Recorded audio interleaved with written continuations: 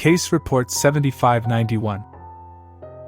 Details of this story have been changed or censored by the State Court of Illinois and by those persons involved in this case whose safety or reputations could be damaged by such information being released to the public. In 1959, a small town in Illinois suffered from an economic blow after a Chevrolet automobile factory was shut down. During their period of decline, many of the citizens tried to bring forward their own personal ideas for reviving the economy.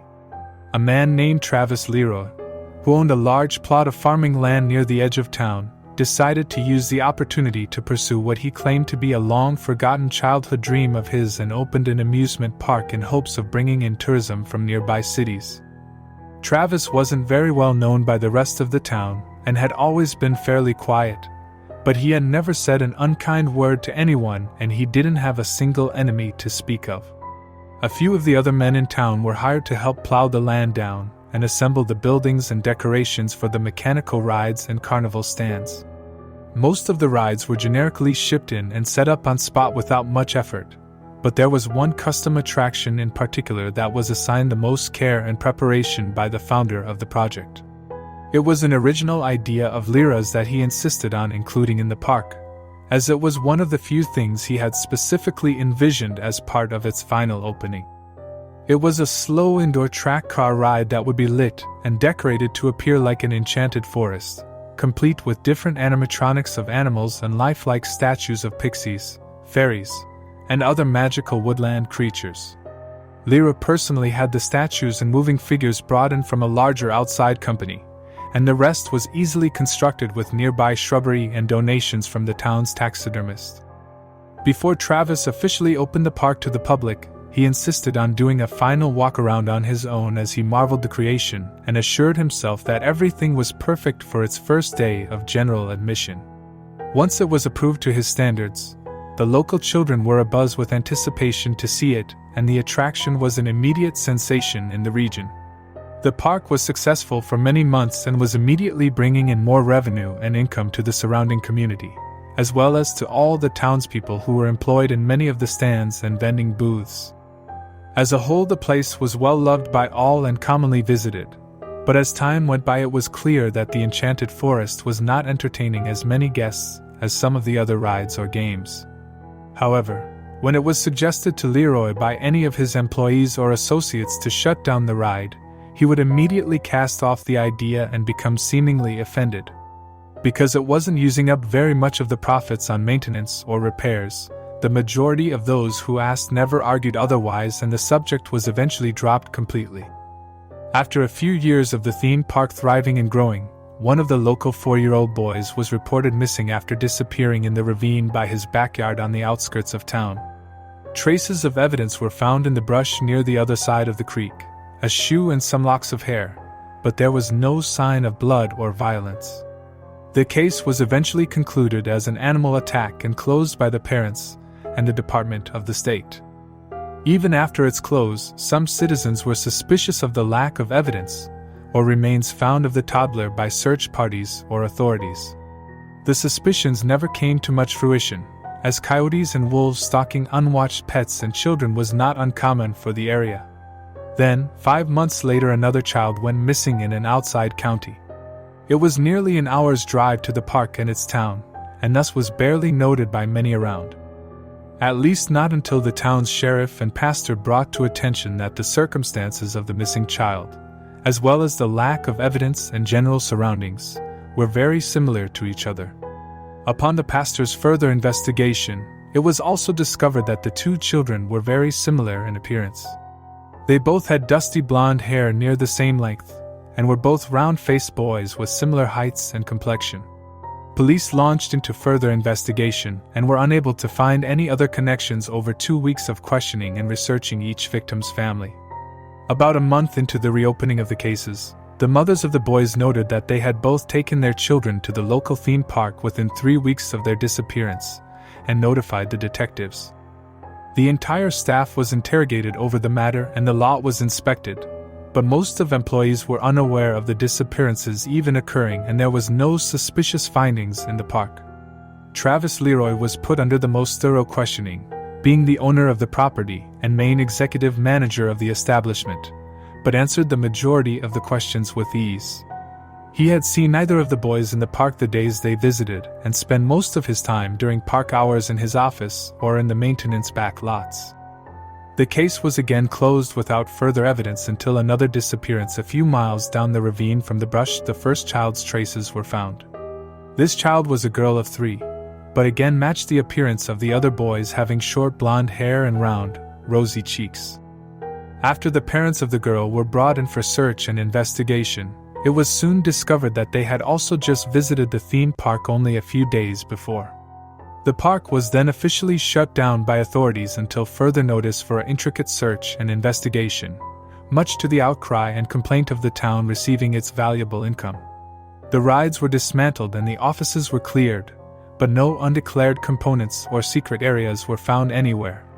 Even after a search of Travis Lear's living quarters and the homes of a few other managing staff members, nothing was found to be connected to any of the missing children.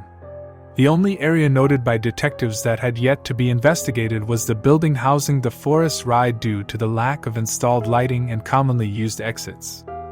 Because the only usable lights in the ride were the colored atmospheric yard lamps set up through the trees and across the ceiling, the police did the majority of their search using flashlights and lanterns.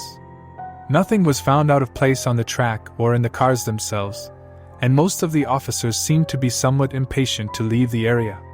However, the head detective became especially curious of the few display cases set up through the ride of the fairies and sprites. He requested that Leroy allow him into the cases, which Leroy denied by saying they were completely sealed off in glass and had been since the opening of the park. The detective was still unsatisfied, but let the owner and his employees off without a problem.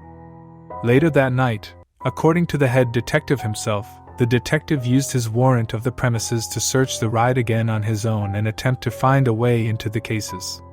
He wasn't able to manage a way in, but what he did discover was that the sealant bordering the corners of the glass paneling was still fresh, suggesting it had recently been opened and resealed. This piqued the detective's concern enough to request another search of the building with assistance from the other officers on the case. Leroy was insistent that opening the cases would permanently damage the integrity of the display and the ride's condition, but after several different debates of policy and warranting, the police were finally able to surpass Leroy's complaints and permitted inside under state policy. On March 18, 1963, a party of 7 different police officers and investigators entered the Enchanted Forest ride in search of further evidence of the missing children. After only 2 hours of inspection and investigation that day, the park was immediately dismantled and the town nearby went down in local infamy, despite most citizens not knowing the details of their discoveries. What was found in the ride was said to be so disturbing that the photographs taken for evidence were strictly kept from the public, and many of the officers in the party refused to recall the experience. The group of authorities walked into the building and followed the car track around its winding bends and turns through the different displays before stopping at the first glass case about halfway through the ride. Armed with crowbars and paint scrapes, the police were able to separate the first 2 panels and split the rubber-like seal in a little under an hour. Immediately the scent of stale air and embalming chemicals were evident from the box, which was not unexpected due to the amount of taxidermy animals in the case to complete the forest ensemble. But there was a different smell beneath the formaldehyde and thin layer of dust that left the party uneasy and a few feeling ill. It was described as a bitter scent with a hint of sweetness, similar to that of spoiled meat and rancid flowers, as one described. As the men delved further into the case, they seemed to agree that the smell was emanating from the statues and figurines. The head detective approached one in the middle, a small dark-haired sprite in a homely outfit of overalls and hat who was staring curiously up at the ceiling and holding a preserved bird perched on his fingers. He peered closer at the figure's expression and stared into its lifeless glass eyes before quickly being overpowered by the previously noticed smell. Covering his face with his sleeve, he continued meticulously inspecting the sprite to find what the source of the odor could be. While searching it, he noticed that there was almost a faint hint of freckles on its cheeks under what looked like a thick layer of lacquer or resin. What happened next sent the whole of the group into a fit of disgust, and one man had to rush from the building to vomit outside. The detective raised his hand to scrape away a layer of the enamel from the sprite's face and sample it for later testing. But instead of peeling back a flake of enamel, a large chunk of the figure's cheek fell away under his fingernail and dropped to his feet.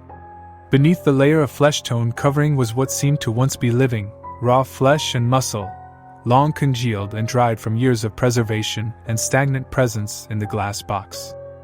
The detective quickly swabbed the flesh for sampling before excusing himself outside, as the smell and the atmosphere of the area was becoming too overwhelming for him and the others to handle. More authorities were sent in after, and the rest of the displays were opened, all proving to hold the same grotesque odor and stale air of unease. All figures and statues were inspected, and almost all proved to show the same conclusion. After the entire ride was emptied and investigated, a total of 17 children's remains were recorded to be held in the ride's displays, 3 of which were the bodies of the missing boys and girl from the previous months. A few were unidentified, and the rest were found to be long-lost children of the nearby townspeople or others from a near area. The youngest child found, an infant no older than 12 to 16 months, was found to be the son of none other than Travis Leroy himself, who was said to have died at birth along with his departed wife. Leroy was immediately arrested and charged with the first-degree murder of all 17 children, and the park was permanently closed. Most of the other rides were dismantled and returned to their original owning companies, but the majority of the citizens refused to approach the building of the enchanted forest. The townsfolk held to the strict belief that the land was drenched in evil, and ill fortune would come upon any who entered it again.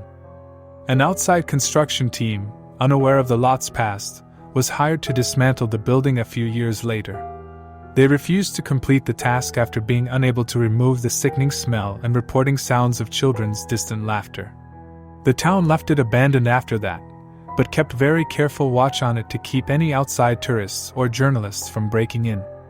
To this day, the building still stands with the other scraps remaining of the park on the plot of farmland near the edge of town. There have been no reported entries of the building or visits of the property since. Thanks for watching. Subscribe and stay tuned for another episode tomorrow.